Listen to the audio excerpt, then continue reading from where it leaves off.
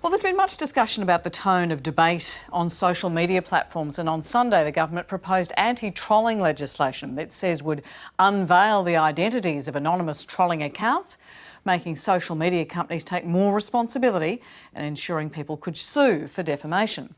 Well, reactions have been mixed, but it's reminded us of the vexed nature of public discourse, particularly on these digital platforms where much is said about the toxic environment. Peter Lewis here has edited a new book, The Public Square Project, which looks at this idea of the space where people come to share ideas and settle differences. And the argument is all that has been threatened by big tech, which has essentially taken over control of that space by exaggerating anger and division.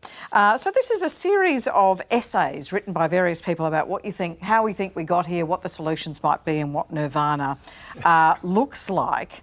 But what do you say has happened to the public square? Because as I'm reading along, I'm thinking to myself, well, the public square, beyond the pigeons and the buskers, who, you know, can make people angry, has often been home to the angry mob, the guillotine, the witch trials. What's different about Twitter? And I don't want to idealise the public square. It's also been a place of exclusion, but it's been the place between our culture and our politics where we have come up to common truths and come up with ways of solving our differences and challenging power from time to time. The difference is, and this is not the internet. The internet was actually a transformative technology that reduced a lot of those barriers, and that was amazing. The business model of the social platforms, though, is different because their business model is to sell our attention. The algorithms that do that are designed to keep us online as long as they possibly can so that we produce more of our behavioural data, which is then sold off to business and politicians to sell ads at us. Now, the effect of that is that it amplifies division, it puts feels over facts, and it makes anger the power that keeps those networks moving. So the design of this square is different. So imagine an empty space. Yeah. It's privatised, okay, it's like a private mall, but it's privatised in a way where everyone's being nudged to get riled up against each other and have a bit of a fight. So how's that different from Speaker's Corner? How's that different from a bunch of people in Salem in whatever century saying, put rocks in a pocket and drown her in the river? Because it is not engineered for the conflict. It may have been engineered for the spectacle, but it was not engineered for individuals to be turning against each other or moving into tribes. And it's the business model behind it that pauses to me to say this is not the appropriate place to be managing our public discussions. It's fine if it's to have a pair of sneakers pushed at you. I'm not so worried about the marketplace, and I know a lot of Kate's members use social media to find their audiences, and that is all totally fine.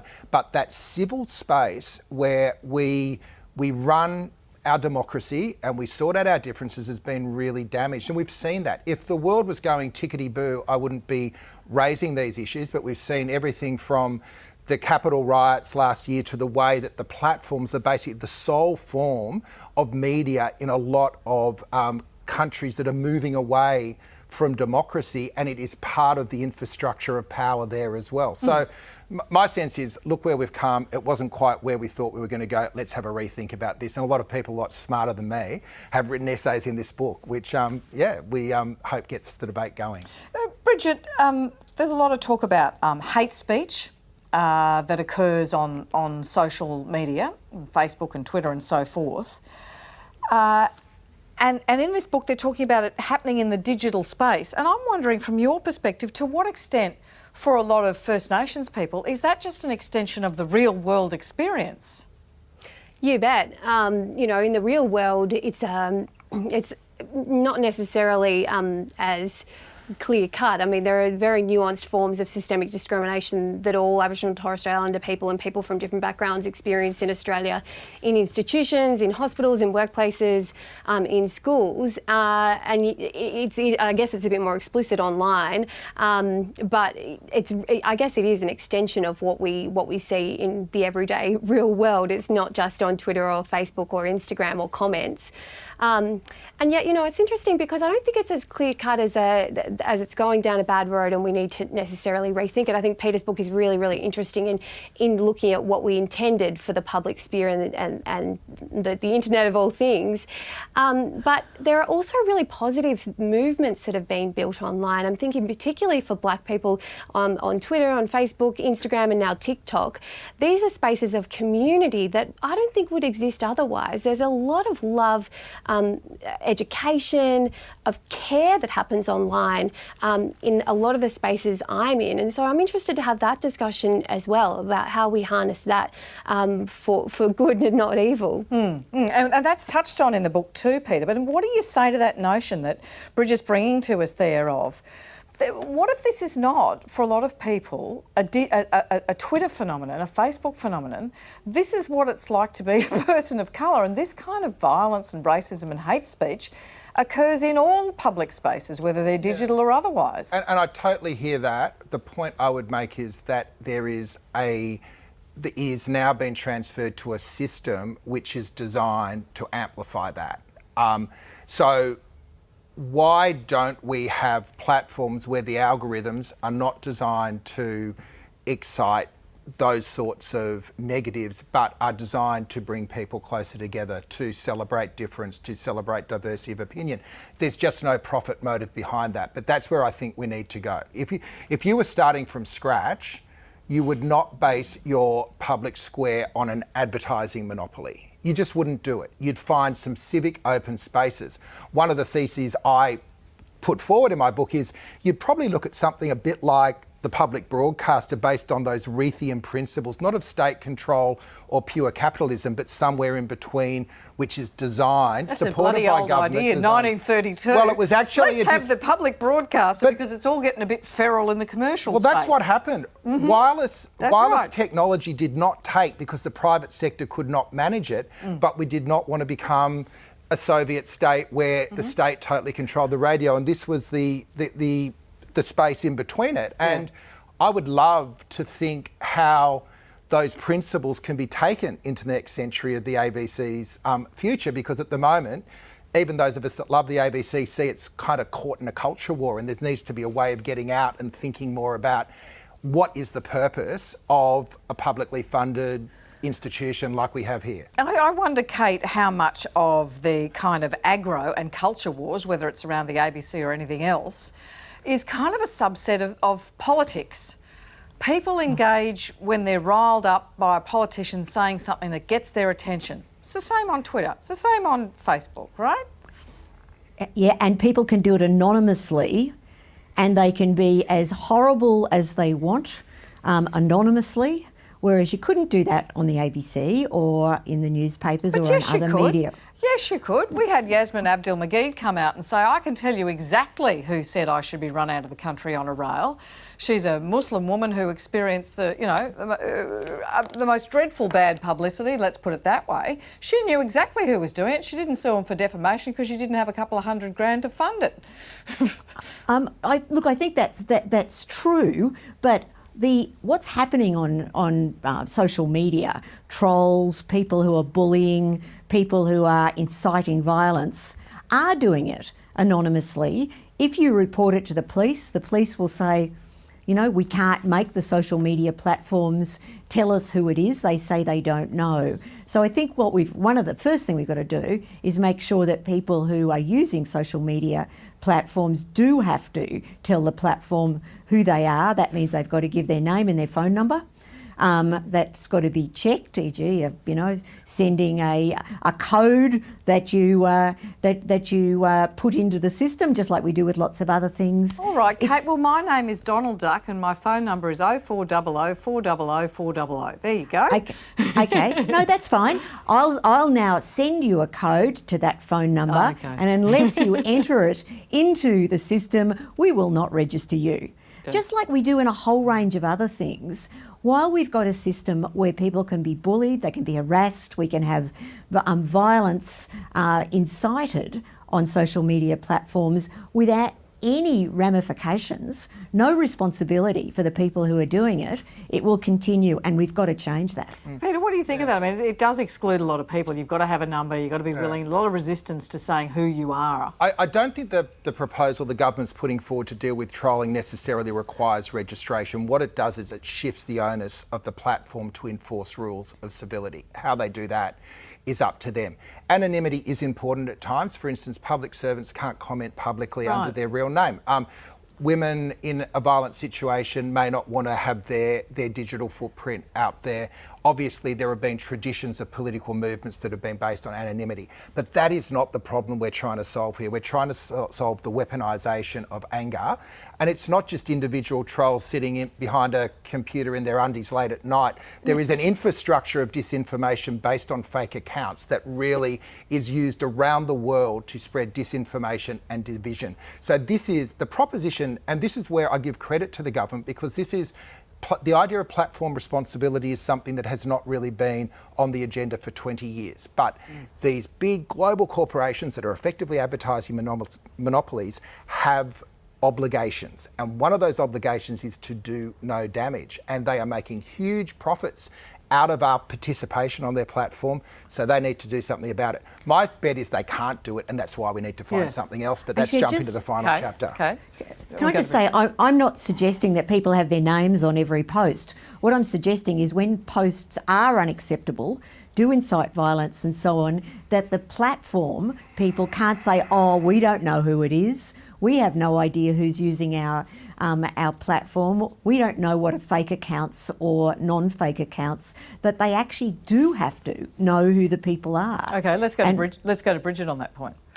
Well, I actually think there's a conversation to be had outside of our concerns about anonymous commenters and trolls online. What we've seen in the pandemic is actually very legitimate figures with a blue tick next to their name, or even just everyday people spreading a range of misinformation about vaccines in the middle of a pandemic. And I think some of the reporting that's been done out of the US by the Washington Post is really interesting in what is the role of Facebook in just everyday people commenting. Comments can be very influential within your own circle. It doesn't even need to be an influential public figure. But the level of misinformation that I've seen within Indigenous communities or even people I'm friends with on Facebook, particularly on Facebook, is deeply concerning given we've still got a way to go through this pandemic. It has influenced some of the low vaccination rates. And what are big tech companies, what is their responsibility for moderation, not even just from anonymous sources, but from people we know outside of the public, the internet, really. Mukesh, it's interesting. There's a couple of ways to imagine how to deal with it. One is to say, hate speech, there's laws against hate speech, we've got to be able to identify people. What Bridget seems to be suggesting there is, what if you reimagine hate speech, white supremacy, misinformation, disinformation about COVID as a public health issue to solve? Look, I think that it's across all platforms, and even in the written media, that there's a responsibility that goes with every right. So you've got a right to free speech, you've got a right to say what you want to say, but there's responsibility that goes with that. And if you're going to do harm to people, whatever way that shape or form that takes, then that's something that should be disallowed. And I agree with Kate. I love the thought of people actually registering with a platform so they're known as the platform. They don't need to display their name because they may have, have problems at work if they do that. We've seen that play out in the courts, of course. But ultimately, it's been a good connector of people. It's good spreader of information. But I very much I'm greatly concerned about the level of misinformation. And as you say, with people with a blue tick or who are dubious, but certainly people have a public profile. And we see this certainly in the health space all the time. People prompted with certain diets or thoughts about vaccinations or whatever else it is. And those things have to be legitimised. You've got to have a way of backing up what you're saying, because with that right that you have is a responsibility, and people always forget that when they do that. And if someone doesn't have a vaccine, ends up in intensive care, has to have a $2,000 a dose medication plus all the anaesthetics, and pulls through, they're actually damaged. So by having a vaccine that costs very much less, and is successful and keeps you out of hospital is a very difficult equation. And the people who are inciting this should take some responsibility for the fact that they might have had a near-death experience. They've caused someone by asking them not to take a vaccine. And it's very hard for them to own up to that. Bridget, I am interested in another model. There's a terrific essay by a woman called Bronwyn Carlson, who's the head of Indigenous Studies at Macquarie Uni, talking about there's already another model for a community online, and that is First Nations communities online. There's a hashtag on Twitter, Black, B-L-A-K, Black Twitter. There's Indigenous X, which is a website, very influential. And it's not out there where everybody's anonymous. It's right here where everybody knows each other. It's an intimate First Nations community. Talk to me about how different that is from this whole anonymous trolls conversation we're having. Well, it's like what I said before, it's a community of care and information and love, and it's a Black network that is very public but also very personal to those that are in it. There's a lot of in-jokes in it on Black Twitter. There are people that I've known, I guess, for more than a decade online. I've never actually met them in life, but in real life, but I feel as though I've got a really great established relationship with them. And then for our younger mob, TikTok is so interesting. Like, what is being shared on TikTok in terms of now, there are some legitimate questions about TikTok and its moderation and its model, but some of the Black creators on TikTok are so innovative, and it's that tool for education, and it's a voice that's been outside of mainstream media, let's be honest. A lot of people that have taken to Black Twitter, Instagram, content creators on those platforms have done so because there hasn't been a space for them in traditional platforms. So if we're going to look back at how I guess public debate was run before we started seeing an infiltration of people online, actually a lot of people were blocked from those traditional spaces as well. So I think Bronwyn's work is really interesting in highlighting that this is a really great model. And just recently, with a lot of the misinformation that's been spread around what happened in the NT when we've had COVID outbreaks around communities around Katherine, so many people I follow were reposting and pulling people up, including people of our own mob. So there's this element of accountability that I've seen, particularly on Instagram and TikTok, which is brilliant, and it's shareable, and it's a very positive thing when we can have this network of people from all different walks of life within the Indigenous community sharing positive, verified information. The key word there, though, is moderation, and what you're doing right now, moderating a conversation. And there has been this assumption that on platforms the moderation can be automated by an algorithm or only be on, after a complaint someone comes in and takes down. That's not moderation, that's policing. Imagine networks were actually designed to build civility, where we honoured the moderators. There are a bunch of people... And you can do that any sort of way. You can do it the way Kate's suggesting with reducing the anonymity. You can do it the way Bridget's suggesting. But you've got to honour it, and you've got to say that's an important job. Lizzie O'Shea writes a great essay in here that posits moderation online should be either an elected position or a paid position. It should be an honoured position, because building community is a really important thing. In the real world, we pay people to be community workers. Online, we think it's all going to be moderated by an algorithm and some poor souls in Manila tearing down the bad stuff. It's got to be better than that. And there's a whole bunch of local people that run fantastic little closed Facebook groups for their community, but they're all doing it to feed this corporate algorithm rather than doing it to feed into a broader public good. So we've just got to be a bit more imaginative about the way we think about this stuff, right? Lovely conversation. You're watching The Drum, and with me on the panel, Director of Essential Media, a communications and research firm that does work for a range of political parties, including Labor, Peter Lewis. In Melbourne, Indigenous Affairs Editor at the ABC, Bridget Brennan. General Practitioner and former Head of the Australian Medical Association, Dr Mukesh Haikerwal. And in Canberra tonight, former Liberal ACT Chief Minister and Australian Small Business and former Family Enterprise Ombudsman, Kate Carnell. The bottom 20% get nothing. They're really unfair tax cuts. People want to see much stronger action from the government when it comes to climate change. It's no coincidence that we have a wages crisis in Australia. Transitioning to net zero emissions, it doesn't seem like there's much room for gas.